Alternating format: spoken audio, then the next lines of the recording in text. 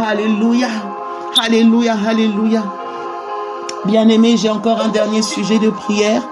J'ai encore un sujet de prière qui me vient à cœur. Avant de me connecter, le Seigneur m'a fait penser au passage de Genèse. Il m'a fait penser à Rebecca, la femme de Isaac. Il m'a fait penser à cette femme qui est une femme particulière, qui est une femme de destinée, qui est une femme de distinction, qui a su se distinguer d'entre mille, qui a su se distinguer d'entre plusieurs femmes. Parce que lorsque Eliezer a été envoyé au puits, lorsque Eliezer est venu pour chercher une femme dans la maison à Zekementa, lorsque Abraham l'a envoyé dans la maison là où il était sorti en Mésopotamie, Eliezer est parti et il a prié, il a demandé à l'Éternel que la femme qui est prévue pour Isaac, que la femme que Dieu même a prévue, que lui, il a demandé des signes particuliers et Dieu a fait que c'était Rebecca. Rebecca a su se distinguer. Rebecca a su faire la différence. Lorsqu'il lui a demandé de l'eau à boire, tel que là, il avait déclaré dans sa prière, elle a dit, je te donnerai à boire non seulement à toi, mais je donnerai à boire à tous tes chameaux. C'était une femme qui était courageuse. C'était une femme qui était vertueuse. C'était une femme qui n'avait pas peur du travail. La masse de travail ne lui faisait pas peur. Un chameau peut boire au moins 200 litres, je vous dis, un seul chameau. Mais cette femme a puisé. Elle a puisé jusqu'à ce que tous les chameaux aient bu. Je ne sais pas combien de seaux elle a rempli. Je ne sais pas combien de fois elle a rempli sa cruche. Mais elle l'a fait jusqu'à ce que le dernier des chameaux ait bu. C'était une femme particulière. C'était une femme particulière. C'était une femme, elle était belle de figure. Elle était belle de taille et de figure. C'est pas qu'elle n'avait pas de prétendant, mais elle s'était préservée. C'est pas qu'elle ne plaisait pas, mais elle s'était préservée. Cette femme a su faire la distinction. Elle a su se distinguer d'entre plusieurs femmes. Et elle a été choisie pour l'héritier. Elle a été choisie pour l'héritier. Elle a été choisie pour le fils de la promesse. Elle a été choisie comme étant celle qui allait porter qui allait faire partie de la lignée de Christ. De la même manière dont nous sommes l'épouse, de la même manière dont nous avons accepté Jésus, nous devons nous distinguer d'entre plusieurs. Nous devons faire la différence. Nous ne devons pas avoir peur des combats. Nous ne devons pas avoir peur des batailles. Nous ne devons pas avoir peur de la tâche. Nous ne devons pas avoir peur des défis. Et nous devons être des vertueuses, des femmes vertueuses. Alléluia. Parce que nous sommes l'épouse de Christ. Nous sommes l'épouse que le Père a choisie. Alors nous devons faire la différence. Nous devons faire la différence. La Bible dit une femme belle de taille et belle de figure. Oh, nous devons être belles. Nous devons être belles. Notre beauté doit paraître. La beauté de l'Église, la beauté en œuvre, la beauté en action, la beauté en sainteté, la beauté dans tout ce que nous faisons. Alléluia. Nous devons faire la différence. Et Rebecca est venue. La Bible dit que pendant longtemps, elle était stérile. Il y a eu un moment où Isaac a prié. Isaac a prié dans Genèse 25, il a prié. La Bible dit Isaac pria l'Éternel. Il implora l'Éternel pour sa femme qui était stérile. Et Dieu l'exauça. Rebecca devint enceinte. Nous qui étions là, qui ne portions pas de fruits, nous qui étions là et qui nous demandions à quoi nous allons servir sur cette terre, Jésus-Christ est venu. Sa semence est en nous. En lui, nous avons porté la vie. Alléluia. Nous avons la vie. Et le Seigneur nous demande d'être féconds. Nous devons être fécondes. Parce que Christ a déjà tout accompli. Alléluia. Nous devons porter la vie. Nous devons porter la vie de Dieu. Et nous devons être contagieuses. Tout ce que nous touchons doit prospérer. Mais cela ne veut pas dire que tout est toujours rose. Alléluia. Parce que cette femme, quand elle était enceinte, elle a vu que quand même c'était bizarre. Son ventre, il y a des choses qui se heurtaient. Les enfants se heurtaient dans son ventre. Qu'est-ce qu'elle a fait? Elle est partie au pied du Père. Elle a imploré l'Éternel, elle a demandé, elle a consulté Dieu. Quand nous sommes face à des situations compliquées, nous devons consulter Dieu. Quand des fois il y a des choses qui nous dépassent, nous devons consulter Dieu. Plus d'intimité avec le roi des rois, plus d'intimité dans la présence du Père. Même si parfois nous ne comprenons pas, nous sommes dépassés. Cette femme était tellement dépassée. Il n'est pas dit que les enfants bougeaient seulement, ils se heurtaient. Elle a même dit, si c'est ça, pourquoi suis-je enceinte? C'est que la bataille était rude. La bataille était rude. C'était compliqué. Ses enfants ont commencé à se cogner depuis le ventre. Oh, mais le Seigneur lui a dit, il y a deux nations. Il n'y a pas juste des enfants, il y a 2 nations. Je veux dire à quelqu'un, il y a des nations à l'intérieur de toi. Il y a des nations dans ton ventre. Il y a des nations dans ton sein. Quand tu pries, quand tu pries, je te dis, il y a des nations en toi. Il y a des nations en toi. Il y a des nations en toi. C'est pas juste, tu vas pas donner vie juste à une seule âme, non. Il y a des nations en toi. Il y a des nations en toi.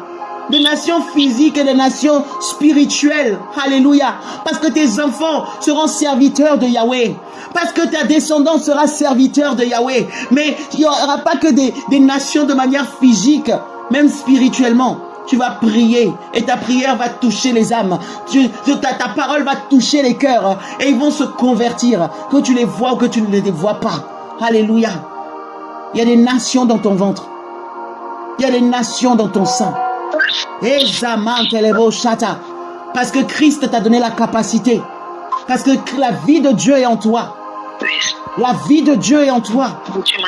La vie de Dieu est en toi.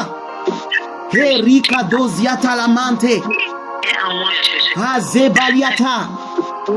Et la Bible a dit que le plus grand sera assujetti au plus petit. Le plus grand sera assujetti au plus petit. Dieu donne des stratégies. Dieu donne sa pensée. Dieu donne sa vision. Dieu donne des stratégies. Dieu donne sa pensée. Et Dieu donne sa vision. Mais il y a quelque chose qui m'a interpellé, bien aimé. C'est que la Bible dit que Jacob est devenu vieux. Alléluia. Et que ses yeux se sont affaiblis. Au point où il ne voyait plus. Jacob est devenu aveugle. Dans son vieillage, Isaac, pardon, je dis Jacob. Isaac est devenu vieux. Alléluia. Les yeux de Isaac se sont appesantis. Et Isaac ne voyait plus rien. Isaac avait une préférence. Isaac préférait Ésaü. Le cœur de Isaac était sur Ésaü. Parce que Ésaü lui donnait de la bonne viande. Ésaü était chasseur. Ésaü lui a amené du gibier. Isaac a oublié la parole de l'Éternel, qui disait que le plus grand serait assujetti au plus petit. Mais Rebecca s'en est souvenue. Rebecca s'en est souvenue. Oh, que le Seigneur place à côté des femmes de destinée, des femmes de distinction, des femmes qui veillent à ce que la parole de l'Éternel s'accomplisse. Alléluia. Des femmes qui veillent à ce qu'aucune parole ne tombe à terre. Alléluia. Parce que c'est pour ça que le Seigneur a rendu Isaac aveugle. Parce qu'il voulait absolument bénir Isaïe. Mais il y a quand même quelque chose. Il y a quelque chose qui m'a interpellé. Rebecca, pourquoi n'a-t-elle pas parlé à son époux? Pourquoi n'est-elle pas allée voir son époux en disant, mon époux bien-aimé, tu crains l'Éternel, tu connais Yahweh, tu connais sa volonté. Ce n'est pas ainsi, mon ami, ce n'est pas ainsi, oh mon Seigneur. Le Seigneur a dit que le plus grand serait assujetti au plus petit. Et voici que tu veux bénir le plus grand. Souviens-toi de ce que l'Éternel a dit. Mais elle n'a pas agi comme ça. Elle l'a fait par ruse. Par ruse. Elle a trompé son mari. Parce qu'elle a camouflé les choses. Et voici que le mari qui voulait bénir Ésaü, au lieu d'aller lui dire clairement, elle a fait passer Jacob. Et Jacob a été béni. C'est vrai que c'était le plan de l'Éternel, que Jacob soit béni. Mais je pense que cette femme, il y avait aussi une autre manière de le faire. Que Dieu donne la sagesse. Que Dieu nous donne la sagesse. Que Dieu nous accorde la sagesse. Ça veut dire qu'on peut être une femme vertueuse. On peut être une femme qui a été choisie par l'Éternel. On peut être l'épouse du Seigneur. On peut être l'épouse de Christ. On peut avoir la vie, porter la vie de Dieu. Dieu peut nous donner les stratégies. Dieu peut nous donner son plan parfait. Dieu peut nous donner sa volonté. Mais parfois, nous-mêmes, nous faisons des cascades et des pirouettes pour que ça se fasse comme nous, voilà, que les choses se passent. Demandons au Seigneur sa stratégie. Il n'est pas dit, de la même manière dont elle avait consulté le Seigneur pour savoir pourquoi les enfants se heurtaient dans son ventre. Elle aurait pu aller consulter le Seigneur en disant, Seigneur, je vois mon mari qui veut bénir Ésaü. Père, qu'est-ce que je dois faire? Seigneur, quelle est la solution? Le Seigneur lui aurait dit. C'était la volonté du Seigneur que Jacob soit béni. Mais pourquoi est-ce qu'elle a dupé son mari? Pourquoi? Pourquoi faire tout ça? Aller chercher un chevreau, aller prendre les vêtements de Ésaü, aller mettre des peaux de chevreau pour faire passer son mari pour...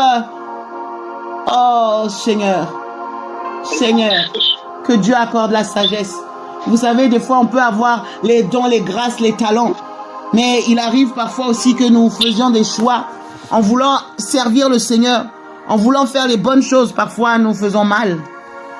À cause de cela, Ésaü en a voulu à Jacob. À cause de cela, Jacob a dû aller en esclavage auprès de Laban pendant des années. À cause de cela, Jacob s'est trouvé polygame.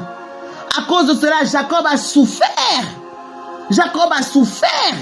Il a travaillé combien d'années? Combien d'années? Et il était dans la terreur quand il devait retrouver son frère Ésaü. Heureusement que l'Éternel des armées était avec lui. Heureusement que le Seigneur est fidèle. C'est-à-dire que malgré nos erreurs, Dieu est capable de rattraper les choses. Malgré au fait nos erreurs, le Seigneur est capable de rattraper les choses. Rebecca a su que là, ce qu'elle a fait là, c'était compliqué. Elle aurait perdu ses 2 fils. Elle a dit non, Jacob, il faut que tu fuis chez Laban. Il faut que tu ailles chez Laban parce que là, ton frère a décidé de t'exterminer. Dès que ton père ne sera plus là, c'est fini. Ton frère va te faire du mal. Et là, au fait, en voulant que tu sois béni, je sens que le malheur te cherche. Je sens que j'ai activé quelque chose qui risque de détruire même ta destinée. Je sens que j'ai ouvert une porte par ma ruse et par ma malice. Voici que, oh, ton frère te hait, il te haït encore plus. Parce que tu avais pris le droit d'aînesse, d'accord. Mais là, ce que j'ai fait là, c'est compliqué. Et quel était le cœur de Isaac? Quand il a su que son fils l'a trompé ainsi, et que sa femme, sa propre épouse, qui est censée être sa partenaire, l'a dupé, elle aurait pu lui parler. Ils auraient pu faire asseoir les enfants et communiquer. Un père enseigne ses fils. Une mère instruit ses enfants. Ils auraient pu expliquer en disant voici comment nous allons faire. Et nous nous soumettons à l'autorité, à la directive du roi des rois. Il n'y aurait pas eu autant d'animosité entre les enfants. Ils auraient su que cela vient de l'Éternel. Et même Ésaü, pourquoi il allait épouser des femmes étrangères? Il ne savait même pas que les parents ne voulaient pas qu'il épouse des femmes étrangères. C'est quand Jacob est parti dans la maison de Laban pour aller chercher une femme, il a compris. Il a essayé de plaire à ses parents. Il allait chercher une Ismaélite en disant au moins elle est de la race de... Voilà. De Abraham. Il n'a pas été instruit. Ils n'ont pas instruit Ésaü. Il y a eu des failles. Il y a eu des failles. Il y a eu des failles. On peut avoir la promesse. On peut avoir la bénédiction. Mais on a besoin de la sagesse. Nous avons besoin de la sagesse. Et nous avons besoin de venir au pied du Père pour qu'il nous instruise. Quelle que soit notre beauté, quel que soit notre éclat, quelle que soit notre vigueur et notre endurance, quelles que soient les capacités que nous avons, Rebecca était capable, Rebecca était vertueuse, Rebecca était belle, Rebecca était endurante, Rebecca était sensible, Rebecca savait parler à l'Éternel, Rebecca savait invoquer l'Éternel. Mais elle a commis une erreur que le Seigneur a su rattraper. Alléluia. Les frères ne se sont pas entre-déchirés, ils ne se sont pas entre-tués. Et le Seigneur a quand même béni Isaac. Et le Seigneur a quand même béni Jacob. Alléluia. Et Jacob est devenu le père des 12 tribus. Alléluia. Alors que le Seigneur nous aide, quels que soient les dons et les grâces que nous avons, que nous ayons les qualités de Rebecca, que nous n'ayons pas le manque de sagesse, que nous ayons les qualités de Rebecca, les qualités que Christ cherche auprès d'une épouse, mais jamais au grand jamais. Nous ne ferons les choses de manière sournoise. Jamais au grand jamais. Nous ne duperons. Jamais au grand jamais. Nous allons tordre la vérité et tordre les situations pour que ça soit comme nous voulons. C'est le cœur de l'homme, vous savez. Là, quand nous voyons Rebecca, cela peut nous paraître très gros, énorme. énorme. Mais combien de fois nous étions face à une situation et nous avons juste glissé un petit mensonge? Combien de fois nous étions face à une situation et c'était chaud sur nos têtes? Au lieu d'aller consulter l'Éternel, nous avons juste glissé un petit mensonge, une petite stratégie pour nous en sortir. Mais ça revient à ce que Rebecca elle a fait. Voyez? Que le Seigneur nous aide. Et pendant que je vous parle, je vous assure, je me mets aussi dedans. Le Seigneur veut que nous soyons justes, intègres et droites. Il va déverser sa gloire. Il va déverser sa gloire. Quoi qu'il en soit, nous avons décidé de le suivre. Quoi qu'il en soit, nous sommes l'épouse du grand roi. Comme Rebecca est l'épouse d'Isaac. Mais nous devons demander au Seigneur la sagesse dans toutes les décisions que nous prenons, dans tout ce que nous faisons. La sagesse d'en haut, la sagesse de Dieu, la sagesse de Dieu, la sagesse de Dieu. Alléluia. Nous terminons avec ça ce soir. Nous allons nous arrêter sur ce point-là ce soir. Et nous allons prier que Dieu nous accorde sa sagesse. Quelles que soient les situations auxquelles nous pouvons être confrontés. Même si nous savons que Dieu a parlé. Même si nous savons que Dieu qu'il y a une prophétie. Des prophéties qui ont été données. Alléluia. Même si les prophéties sont sorties. Nous ne sommes pas de ceux qui allons tordre les situations pour que ça nous arrange. Alléluia. Dieu est assez capable. Dieu est assez fidèle pour veiller sur sa parole afin qu'elle s'accomplisse dans nos vies. Alléluia. Dieu est assez capable. Demandons-lui toujours et en tout temps les stratégies. Même si nous voyons le contraire. Même si nous voyons Isaac qui se lève pour aller bénir Ésaü. Même si nous voyons que la situation tourne de manière bizarre. Et c'est pas ce que Dieu a dit. Seigneur, donne-nous la stratégie. Donne-nous de savoir que dire, que faire, comment nous comporter. Mais nous ne commettrons pas les mêmes erreurs que Rebecca a faites. Parce que cela suscite après des haines, des colères et des représailles. Et ça fait perdre des années et des années. Que le Seigneur peut rattraper.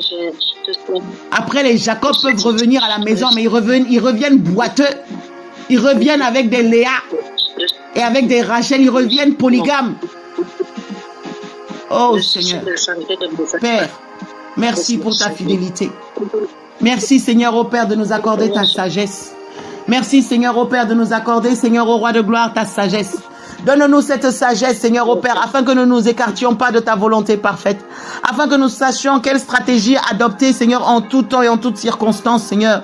Afin, Seigneur, ô Père, que, Seigneur, nous ne nous égarions pas, Seigneur. Et que nous ne donnons pas l'accès à l'ennemi, Seigneur. Ni dans nos vies, Seigneur, ni dans la vie de nos enfants, ni dans la vie de nos époux, ni dans nos projets, ni dans nos entreprises, ni dans nos familles, Seigneur, de manière proche ou large, Seigneur, ni dans nos nations, Seigneur. Père, merci pour ta grâce, merci pour ta faveur, merci pour ta bonté. Au nom puissant de Jésus, nous déclarons, Seigneur, que Père, en tout temps, Seigneur, nos oreilles sont largement ouvertes pour entendre tes directives et pour les mettre en pratique. Au nom puissant de Jésus. Amen, amen, amen et amen. Soyez bénis. Que le Seigneur vous remplisse encore. Et on se dit à très très bientôt par la grâce de Dieu. Amen. Shalom. Shalom, shalom, shalom.